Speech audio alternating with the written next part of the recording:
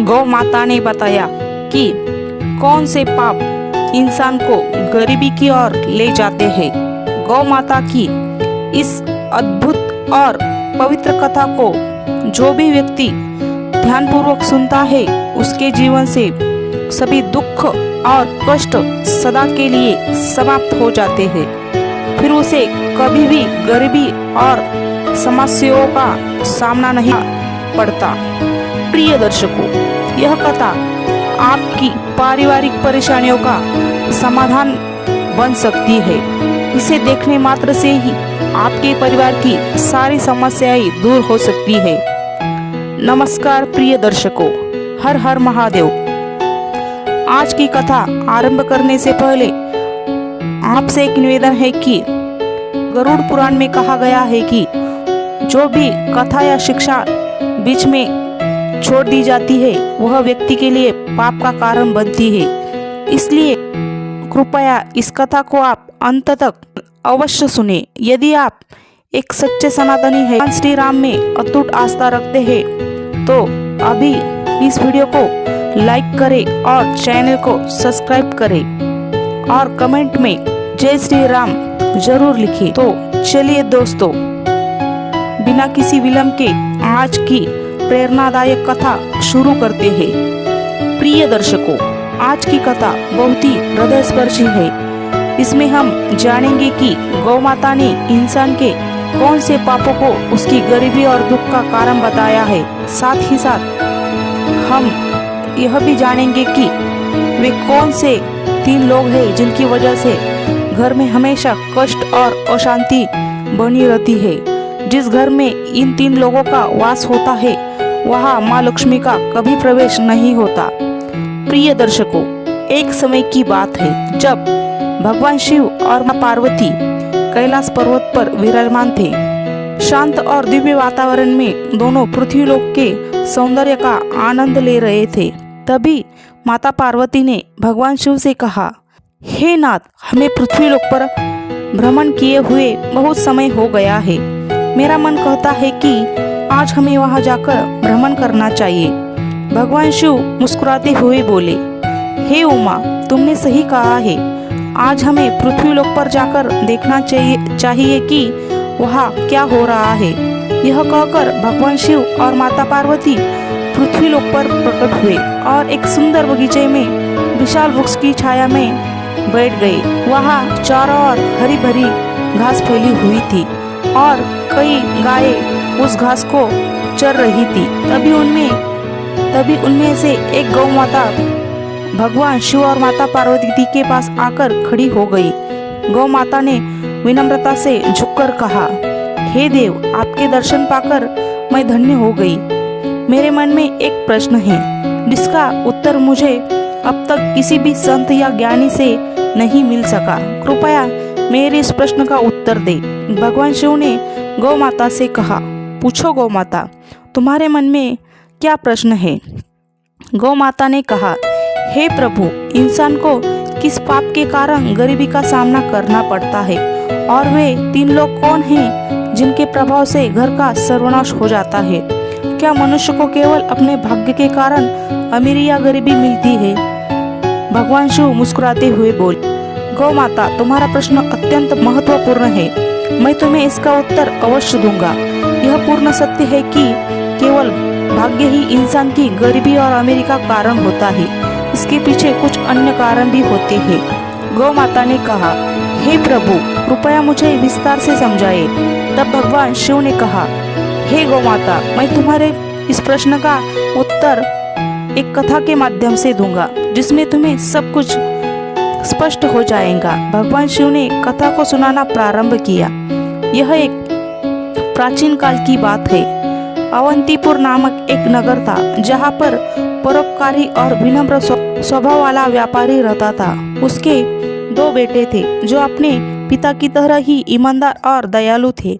व्यापारी अपने दोनों बेटों के साथ परिवार में सुख शांति से जीवन व्यतीत कर रहा था। व्यापारी ने अपने बेटों का विवाह धूमधाम से कर दिया। उसकी दोनों बहुएं बेहद समर्पित और घर के सभी कार्यों को मिलजुल कर पूरे उत्साह के साथ करती थी। दोस्तों, जब व्यापारी की छोटी बहू घर में आई तो ऐसा लगा जैसे उनके घर में स्वयं माता लक्ष्मी ने प्रवेश किया हो। उसके आने के बाद व्यापारी के व्यापार में दोगुना लाभ होने लगा। उनके घर में कभी धन या अन्न की कमी नहीं होती थी। घर का वातावरण अत्यंत शांतिपूर्वक था। व्यापारी के पुत्र मिलजुल कर रहते थे और दोनों बहुएं भी आपस में बड़ा प्रेम भाव रखती थी। घर का हर कार्य करने से पहले सभी परिवार जन मिलकर सलाह मशविरा करते थे और फिर कार्य करते थे।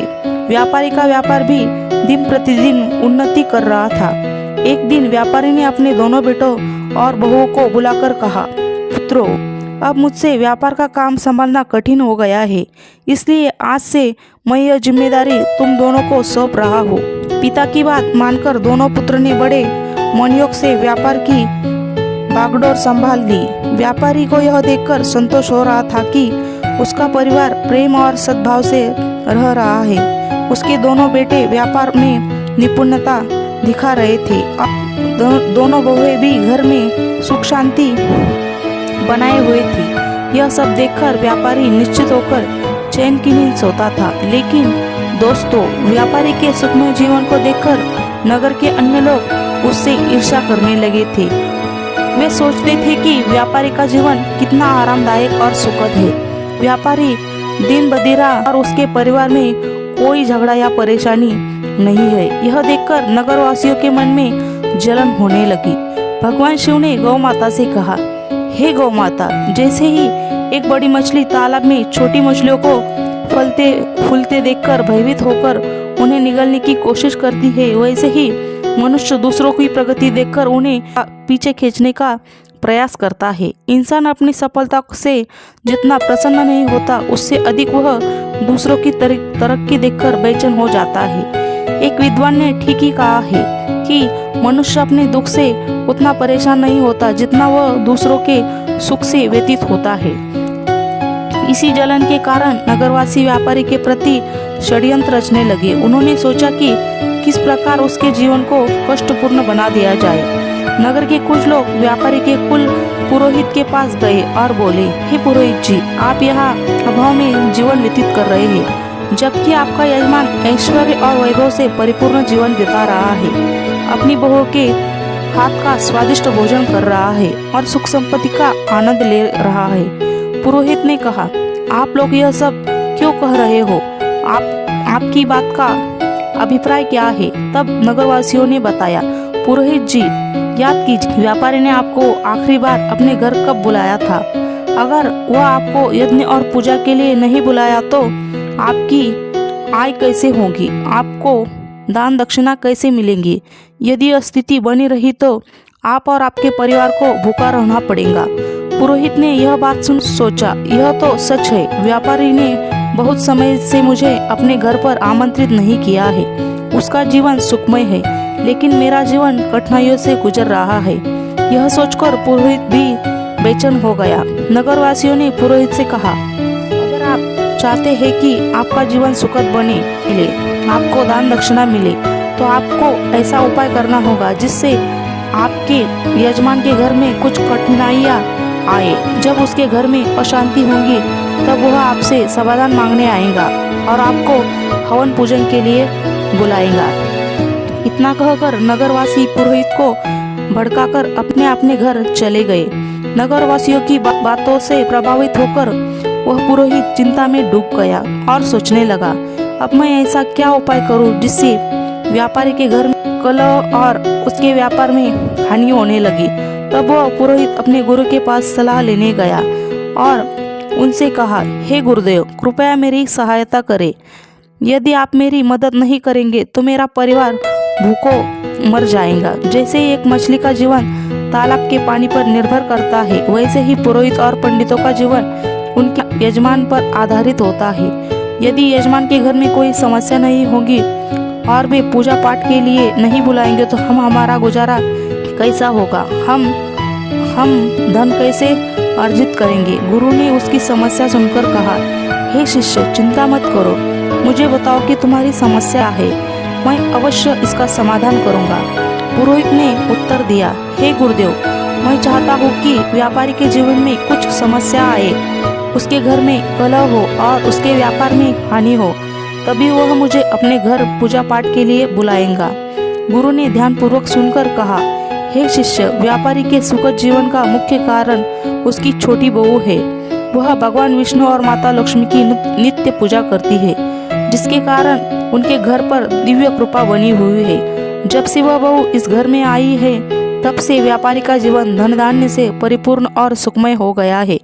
ऐसी धार्मिक और गुणवान स्त्री जिस घर में होती है, वहाँ कभी अभाव नहीं होता। यह सुनकर पुरोहित ने कहा, हे गुरुदेव, यदि ऐसा है तो क्या कोई उपाय है जिससे व्यापारी के घर में अशांति और व्यापार में हानि हो सके? गुरु ने कहा, तुम चिंता मत करो, तुम्हें बस एक सरल उपाय करना है। व्यापारी के घर जाओ और उससे एक पीतल का लोटा मांग ले आओ। उस लोटे को अपने घर में जाकर रख लेना। जब तुम ऐसा करोगे तो कुछ ही समय में व्यापारी के व्यापार में हानि होने लगेगी और उनके घर में कलह शुरू हो जाएंगी। उसके बेटे आपस में झगड़ने लगेंगे और उसके जीवन में कष्ट बढ़ जाएंगे। तब वह तुम्हें अपने घर पूजा पाठ के लिए बुलाएगा। गुरु की सलाह सुनने के बाद पुरोहित ने उनका धन्यवाद किया और अपने घर लौट आया। अगले दिन सुबह स्नान ध्यान करने के बाद वह व्यापारी घर पहुंचा। व्यापारी उस समय आराम कर रहा था। पुरोहित की आवाज सुनकर वह बाहर आया और अपने कुल पुरोहित को देखकर अत्यंत प्रसन्न हुआ। उसने उसका स्वागत किया और कहा, आइए पुरोहित जी, इतने दिनों बाद आपके दर्शन हुए हैं, सब कुशल मंगल है ना? पुरोहित ने जवाब दिया, सब ठीक है, बस इधर से गुजर रहा था तो सोचा कि आपसे मिल लूं। फिर वह अपनी मीठी बातों में व्यापारी को फंसाने लगा। कुछ देर बाद उसने कहा, व्यापारी जी, मुझे थोड़ा पानी दीजिए। व्यापारी पानी लाने के लिए जाने लगा। तभी पुरोहित ने कहा, पानी पीतल के लोटे में लाइए। व्यापारी मुस्कुराते हुए बोला, जैसा आप कहे पुरोहित जी। इतना कहकर व्यापारी अंदर चल गया। इधर उसकी छोटी बहू, जो अत्यंत चतुर और समझदार थी, वास्तुशास्त्र का थोड़ा ज्ञान भी रखती थी, जब उसने देखा कि व्यापारी पीतल का लोटा लेकर जा रहा है तो तुरंत उसके पास आई और कहा, पिताजी, यह थोड़ी देर के लिए मुझे दे दीजिए, मैं इसे जल्दी ही लौटा दूंगी। व्यापारी ने सहर्ष लोटा उसे दे दिया। छोटी बहू ने उस लोटे का पानी निकालकर अपनी गौ माता को पिला दिया और फिर उसमें नया पानी भरकर लोटा वापस ससुर को दे दिया। व्यापारी ने वह पानी पुरोहित को दिया। पानी पीने के बाद पुरोहित ने कहा, व्यापारी जी, यह पीतल का लोटा बहुत अच्छा है, क्या आप इसे मुझे दे सकते हैं? व्यापारी हंसते हुए बोला, पुरोहित जी, यह तो बहुत छोटी बात है, आप इसे अपने साथ ले जाइए। पुरोहित मन ही मन प्रसन्न हुआ और सोचने लगा, आज मैंने व्यापारी के सुख चयन पर प्रहार किया है, अब उसके घर की खुशियां समाप्त हो जाएंगी। पुरोहित लोटा लेकर अपने घर लौट आया और उसे एक कोने में रखकर सोचने लगा, अब कुछ ही दिनों में व्यापारी मुझे बुलाएगा, उसके घर में कलह मचेगा और व्यापार में नुकसान होगा। तब मैं पूजा पाठ करके उससे अच्छी दक्षिणा प्राप्त करूंगा। इन ख्यालों में पुरोहित बेहद प्रसन्न था और से इंतजार करने लगा कि व्यापारी कब उसे बुलाता है। दिन बीतने लगे, लेकिन 20 दिनों के बाद व्यापारी की ओर से कोई बुलावा नहीं आया। पुरोहित थककर पुनः अपने गुरु के पास गया और बोला, हे गुरुदेव, मैंने आपके निर्देशानुसार व्यापारी से पीतल का लोटा मांग लिया था, लेकिन अब 20 दिन बीत चुके हैं और व्यापारी के जीवन में कोई समस्या नहीं आई है। वह तो पहले की तरह सुख शांति के साथ अपना जीवन व्यतीत कर रहा है। गुरु ने यह सुनकर अपनी दिव्य दृष्टि का उपयोग किया और आंखें बंद करके स्थिति का अवलोकन किया। फिर उन्होंने कहा, हे शिष्य, मैंने पहले ही तुम्हें बताया था कि व्यापारी की छोटी बहू बहुत ही चतुर और समझदार है, उसे वास्तुशास्त्र का ज्ञान है। जब व्यापारी तुम्हारे लिए पानी लेकर आ रहा था, उसी समय उसकी छोटी बहू ने वह लोटा अपने ससुर से ले लिया और उसमें का पानी गौ माता को पिला दिया। इसी कारण से व्यापारी के घर की सुख समृद्धि बनी रही और तुम्हारा षड्यंत्र विफल हो गया। गुरु ने आगे कहा, लेकिन चिंता मत करो, मैं तुम्हारे लिए एक और उपाय बताता हूँ। अब तुम व्यापारी के घर जाकर उसकी गौ माता मांग लो। हिंदू धर्म में गौ माता को लक्ष्मी का रूप माना जा गया है। जिस घर में गौ माता का निवास होता है वहाँ हमेशा सुख और समृद्धि रहती है। जैसे ही तुम व्यापारी की गौ माता को अपने घर लेकर आओगे उसके घर में दुख और अशांति आने लगेंगी। गुरु की बात सुनकर पुरोहित फिर से उत्साही हो गया। उसने गुरु का धन्यवाद किया और घर लौटकर अगले दिन का इंतजार करने लगा। वह सोचने लगा कि कल सुबह ही होते ही मैं व्यापारी के घर जाऊंगा और उसकी गौ माता मांग लूंगा, फिर देखता हूँ कि व्यापारी कैसे सुखी रहता है। अगले दिन सुबह सुबह स्नान करने के बाद पुरोहित सीधे व्यापारी के घर पहुंच गया। व्यापारी ने दरवाजा खोला और अपने कुल पुरोहित को देखकर प्रसन्नता से उसका स्वागत किया। वह उन्हें अंदर लेकर गया और स्वादिष्ट भोजन परोसा। भोजन के बाद व्यापारी ने पूछा, पुरोहित आपके आगमन का क्या कारण है? सब कुशल तो है? पुरोहित ने दुख भरे शब्दों में कहा, व्यापारी जी इस समय मैं बहुत कठिनाइयों में हूँ। मेरे घर की गौ माता ने दूध देना बंद कर दिया है और मेरे छोटे बच्चों को दूध की अत्यंत आवश्यकता है। उसकी उम्र ऐसी है कि बिना दूध के वह जीवित नहीं रह सकता। इसलिए मैं आपसे मदद मांगने आया हूँ।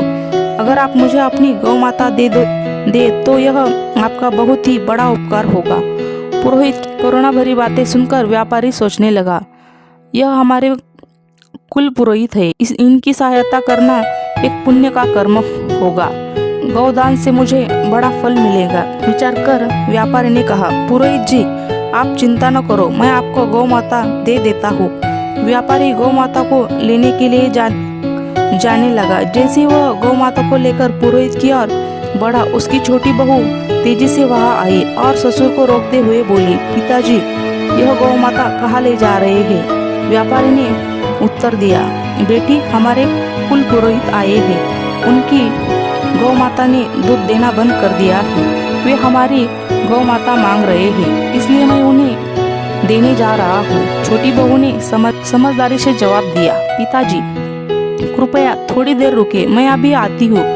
वह अंदर गई और एक रोटी में हल्दी और चंदन का घोल कर लाई। उसने गौ माता की सिर पर वह रंग लगा दिया और शेष रंग को घर के मंदिर के पास रख दिया। फिर वह ससुर से बोली, पिताजी अब आप इस गौ माता को पुरोहित जी को दे सकते हैं। छोटी बहू की समझदारी ने व्यापारी के घर की समृद्धि को एक बार फिर सुरक्षित कर दिया। पुरोहित ने व्यापारी से गौ माता लेकर अपने घर लौट आया और खुशी खुशी अपने आंगन में बांध देता है। सोचता है अब कुछ ही दिनों में व्यापारी को अपने घर की समस्याओं का सामना करना पड़ेगा और वह मुझे पूजा पाठ के लिए बुलाएगा। इस विचार से पुरोहित मन ही मन प्रसन्न होता है और व्यापारी बुलावे का बेसब्री से इंतजार करने लगता है। लेकिन कई दिन बीतने के बाद भी व्यापारी की ओर से कोई संदेश नहीं आता। पुरोहित को यह असहज लगने लगा। आखिरकार वह दोबारा अपने गुरु के पास गया और बोला, हे गुरुदेव, मैंने आपके निर्देशानुसार व्यापारी की गौ माता अपने घर ले आई, लेकिन अब तक व्यापारी के जीवन में कोई कष्ट नहीं आया है। वह तो पहले से सुख शांति से अपना जीवन व्यतीत कर रहा है। गुरु ने ध्यान लगाकर अपनी दिव्य दृष्टि से सब कुछ देखा और कहा, हे शिष्य, मैंने पहले ही कहा था कि व्यापारी की छोटी बहू बहुत ही बुद्धिमान और चतुर है। उसने तुम्हारे षड्यंत्र को भाप लिया था। जब तुम व्यापारी से गौ माता मांगने गए थे तब उसने गौ माता की सिर पर जो रंग लगाया था वही उसकी घर की समृद्धि का कारण है। उसने उस रंग को मंदिर के पास रख दिया था, जिससे उनके घर का सुख वही बंधा रहा। तुम्हारा यह प्रयास विफल हो गया। गुरु ने आगे कहा, लेकिन चिंता मत करो, अब तुम व्यापारी के घर जाकर वह रंग की कटोरी मांग लो। उस रंग को अपने घर लाने के बाद ही तुम व्यापारी के सुख को समाप्त कर पाओगे। गुरु की बात सुनकर पुरोहित ने उनकी सलाह मान ली और व्यापारी के घर पहुंचा।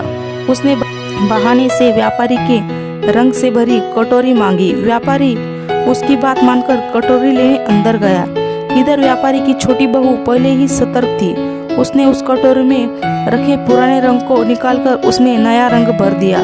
जब व्यापारी कटोरी लेकर बाहर आया तो उसने वही कटोरी पुरोहित को दे दी।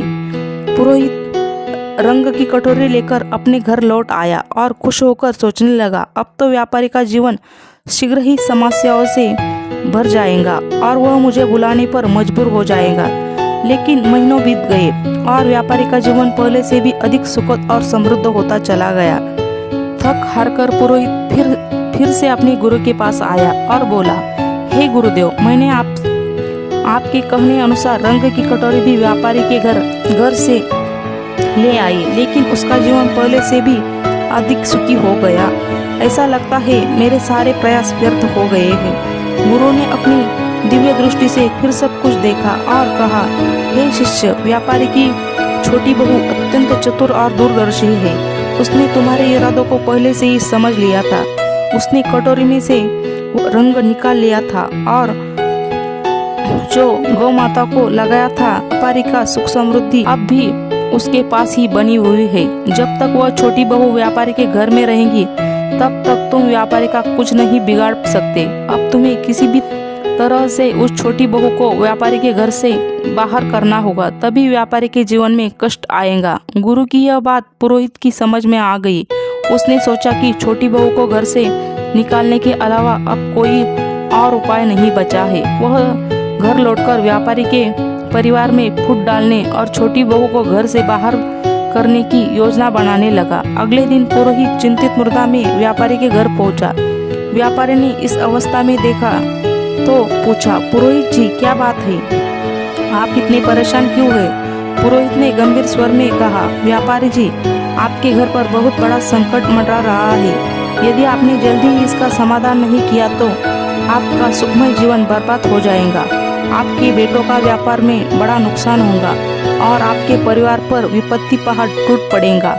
व्यापारी यह सुनकर घबरा गया और चिंतित स्वर में बोला, पुरोहित जी, यह आप क्या कह रहे हैं? कृपया हमें इस संकट से बचने का उपाय बताइए। आप हमारे कुल पुरोहित हैं। जो भी आप कहेंगे हम अवश्य ही करेंगे। पुरोहित ने व्यापारी को घबराहट भाप ली और समझ गया कि वह अब उसके जाल में फंस चुका है। उसने कहा, इस संकट से बचने के लिए एक ही उपाय है। पुरोहित ने व्यापारी से कहा, व्यापारी जी, आपकी छोटी बहू आपके परिवार के लिए एक बड़ा संकट बन चुकी है। जब तक वह इस घर में है, आप और आपके परिवार का दुर्भाग्य दूर नहीं होगा। मैं तो यही सलाह दूंगा कि आप उसे तुरंत अपने घर से निकाल दें। पुरोहित की इन बातों पर व्यापारी को पहले तो विश्वास नहीं हुआ, लेकिन बार बार पुरोहित ने जोर देने उसने उसकी बातों पर भरोसा करना शुरू कर दिया। व्यापारी ने कहा, पुरोहित जी, जैसा आप कर रहे हैं मैं वैसा ही करूँगा। आप बताइए कि मुझे अपनी बहू को कब घर से निकालना चाहिए? पुरोहित ने उत्तर दिया, व्यापारी जी, समय व्यर्थ मत कीजिए, जितना जल्दी हो सके उसे घर से निकाल दीजिए। यह कहकर पुरोहित मन ही मन प्रसन्न होता हुआ अपने घर लौट गया। व्यापारी इस स्थिति से अत्यंत उदास हो गया। वह सोचने लगा कि मेरी छोटी बहू तो बहुत ही अच्छे स्वभाव की है। वह न केवल मेरी सेवा करती है बल्कि पूरे परिवार का भी ख्याल रखती है। मैं उसे कैसे घर से निकाल सकता हूँ? लेकिन फिर वह विचार करने लगा, यदि वह अपने परिवार के लिए संकट है तो मुझे इस कठोर निर्णय को लेना ही होगा, क्योंकि मैं अपने परिवार को किसी विपत्ति में नहीं डाल सकता। यह सोचकर व्यापारी अपनी छोटी बहू के पास गया और दुखी मन से बोला, बहू, मुझे बहुत दुख है कि लेकिन तुम्हें इस घर को आज ही छोड़ना होगा।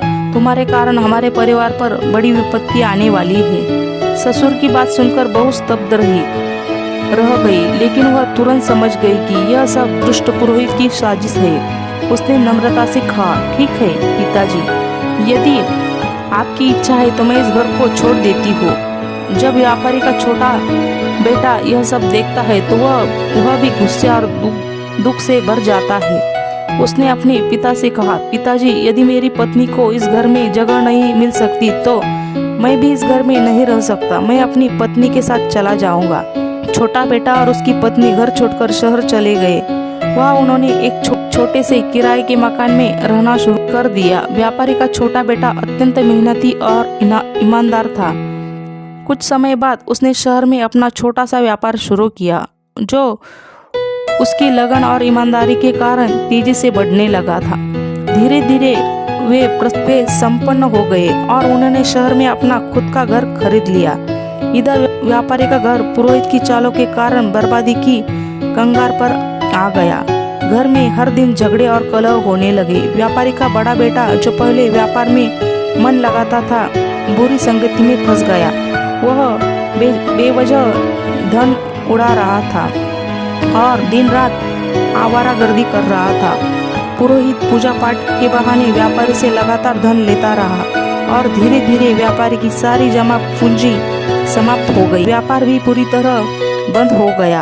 अब तो स्थिति यह हो गई कि घर में खाने पीने का भी अभाव हो गया। नगरवासी व्यापारी की दुर्दशा देखकर हंसते और ताने मारते, उसकी दशा का मजाक उड़ाया जाता। यह सब देखकर व्यापारी को आत्मग्लानि होने लगी। उसने सोचा कि मेरी जिंदगी अब किस काम की नहीं रही, आत्महत्या के अलावा मेरे पास और कोई रास्ता नहीं बचा। इस विचार के साथ वह नदी की ओर बढ़ चला, लेकिन रास्ते में उसकी भेंट तेजस्वी संत से हुई। संत के मुख पर दिव्य तेज था, माथे पर चंदन का टीका और उनके लंबे अद्भुत बनाते थे। संत को देख व्यापारी ने उन्हें प्रणाम किया और उदास होकर आगे बढ़ने लगा। संत ने कहा, हे पुत्र, ठहरो, तुम्हें इतनी चिंता क्यों हो रही है? क्या बात है? व्यापारी ने रुककर संत के समक्ष अपना पूरा हाल सुना दिया। उसकी बातें सुनकर संत ने तुरंत स्थिति को समझ लिया। संत बोले, हे पुत्र, तुम्हारे जीवन में सभी परेशानियां उसी दिन से शुरू हुई जब तुमने अपनी छोटी बहू को घर से निकाला था। संत महात्मा ने व्यापारी से कहा, हे पुत्र, तुम्हारे घर में यह संकट उसी दिन से शुरू हुआ जब तुमने अपनी छोटी बहू को घर से निकाला। वह साक्षात माता लक्ष्मी का स्वरूप है। भगवान के प्रति निष्ठा और नित्य पूजा पाठ करने के कारण तुम्हारे घर में सुख समृद्धि थी। संत की बातें सुनकर व्यापारी को अपने भूल का एहसास हुआ। वह तुरंत शहर गया और अपनी छोटी बहू और अपने छोटे पुत्र के घर पहुंचकर अपनी बहू के समक्ष हाथ जोड़कर क्षमा मांगते हुए बोला, बहू, मुझे माफ कर दो। मैंने उस दुष्ट पुरोहित की बातों में आकर तुम्हें घर से निकाल दिया, लेकिन सच्चाई है कि तुम हमारे परिवार की लक्ष्मी हो। जब तक तुम घर में थी सुख और शांति बनी रही, लेकिन तुम्हारे जाने के बाद से हमारा घर क्लेश और दुखों से, हमारा व्यापार पूरी तरह से ठप हो चुका है। ससुर की बात सुनकर छोटी बहू ने विनम्रता से कहा, पिताजी, आप चिंता न करो, मैं तुरंत घर लौटती हूँ। यह घर भी मेरा है और वह घर भी मेरा है। पहले ही मैं समझ चुकी थी कि पुरोहित ने हमें बाहर करने के लिए षड्यंत्र रचा था। फिर वह ससुर और अपने पति के साथ खुशी खुशी घर लौट आई। मित्रों, इस संसार में कई लोग होते हैं जो दूसरों की खुशियों से जलते हैं, बर्बाद करने का प्रयास करते हैं, लेकिन यह हम पर निर्भर करता है कि हम किसकी बातों पर भरोसा करते हैं और कैसे निर्णय लेते हैं। यदि हम गलत लोगों की बातों में आकर अपने ही परिवार को तोड़ेंगे तो निश्चित रूप से हमारा घर बर्बाद हो जाएगा और हमारी स्थिति दयनीय हो जाएगी। छोटी बहू के घर लौटने के कुछ ही दिनों बाद व्यापारी का व्यापार फिर से चलने लगा। उसका परिवार एक बार फिर शांति से भर गया। घर में खुशियाँ लौट आई और व्यापारी ने समझ लिया कि एक और सही निर्णय परिवार की नींव को मजबूत रखते हैं।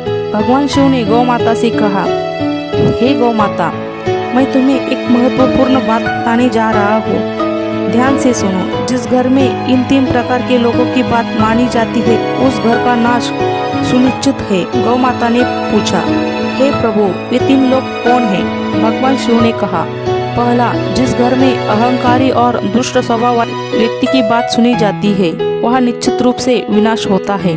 दूसरा, जिस घर में लालची, कुटिल और अनैतिक आचरण वाली स्त्री का प्रभाव हो, वह धन कभी नहीं टिकता और घर सदैव दरिद्र रहता है। माता लक्ष्मी ऐसे घर में प्रवेश नहीं करती। तीसरा, जिस घर में बाहरी व्यक्तियों की बातों को अधिक महत्व दिया जाता है और उनके कह अनुसार घर चलता है, वह घर भी बर्बाद हो जाता है।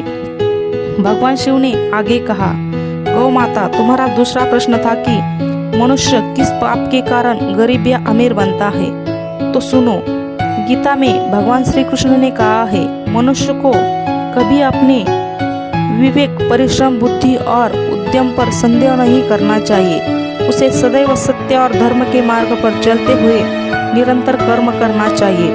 जो व्यक्ति अपने आप पर संदेह करता है और असत्य का साथ देता है वह कभी भी सफलता प्राप्त नहीं कर सकता। गरीबी और अमीरी जीवन की धुरी है। जो मनुष्य निरंतर प्रयास करता है और अपने कर्मों पर विश्वास रखता है वह निश्चित रूप से गरीबी के दलदल से बाहर निकल आता है। गौ माता ने यह सुनकर कहा, हे प्रभु, आपके मुख से यह कथा सुनकर मैं धन्य हो गई।